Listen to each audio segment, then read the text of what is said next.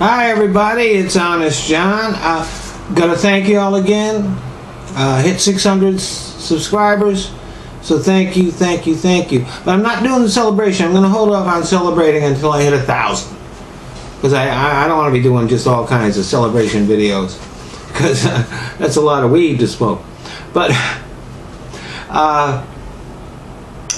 what I'm going to do is I'm making my first campaign promise video.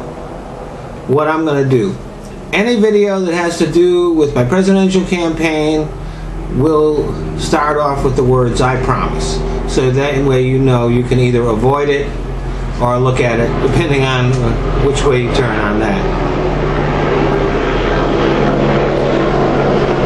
So first I'm going to deal with our wars. Now we're supposed to be out of Iraq by the end of this year, but there's a good chance they're going to ask us to stay longer, and I don't have a problem with that. It's a good strategic location for us, so having a couple of bases there is not a bad idea.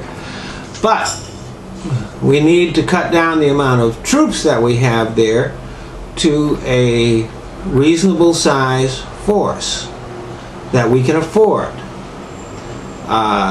Big enough for force protection, to do special operations when needed, to protect our embassy, and to keep an eye on Iran, because you know there's a bunch of fucktards that run that country. You know, what seems is that most of the Iranian people seem to be very cool from what I've seen, but they're leaders. So we do need to keep an eye on them.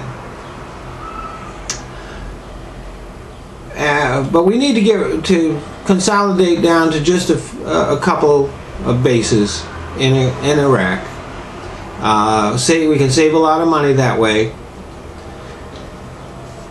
And there is one thing. This guy Muqtada Sadr, his people are known to be attacking our bases, and the Iraqi government is protecting him. So one of the first things I would do when I got in office would be to make it real clear to the Iraqi government that this shit has to stop, or else they're not going to be able to protect him anymore. If we decide to eliminate him, he will be dead. We got bin Laden. We can get him real easy. And then there's Afghanistan. Now I would completely change our strategy in Afghanistan. It would mirror the strategy we are using in Libya. We would say to the Afghani people, it's your country, take care of it. We'll provide air support. And we'd start bringing back troops. We'd leave enough again for force protection. You can't just leave a few guys there without the protection, so there has to be enough for force protection, for special operations, to support their troops and to train them, and to keep an eye on Pakistan, because that's a country that has a lot of problems, and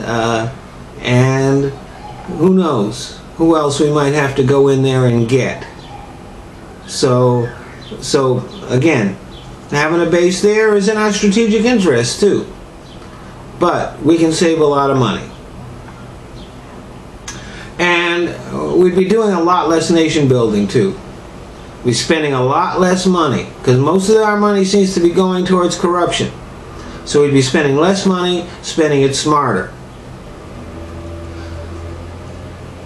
And see, too long, too much of our blood and treasury has been tied up in those countries. And we can't blame those countries. It's not their fault. We had leaders who were arrogant and stupid. And that stupidity and arrogance is still very apparent in the Republicans in the House of Representatives. And one other thing. Sooner or later, the neocons and the conservatives, they're going to start making noise about going to war with Iran or with somebody else. And what we have to do is remind them of Iraq and Afghanistan and tell them to fuck off and die. Thanks for listening.